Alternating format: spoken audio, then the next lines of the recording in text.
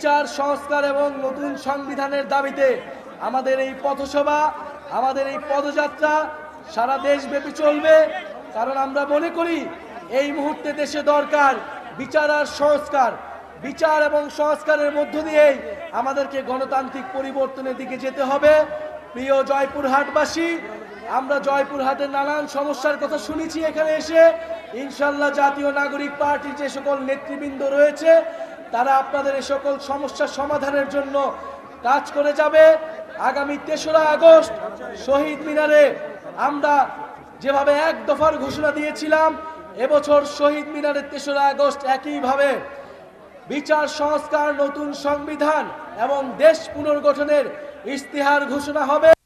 নিশ্চিতভাবে সেই ইস্তিহারে জয়পুরহাটবাসীর ভবিষ্যৎ মুক্তির কথাও থাকবে। ইনশাল্লাহ আপনাদের সাথে দেখা হবে শহীদ মিনারে, এবং তার আগ পর্যন্ত আপনারা জয়পুরহাটে চাঁদাবাজি, সন্ত্রাস, বৈষম্যহীন ভাবে একটি জয়পুরহাট গড়ে তুলুন।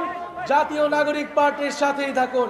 আজকে আমরা বিদায় নিচ্ছি, কিন্তু বন্ধুগণ, আমরা আবারও আসবো জয়পুরহাটবাসীর সাথে। আমাদের এই লড়াই ঐক্যবদ্ধভাবে আমরা এগিয়ে নিয়ে যাব।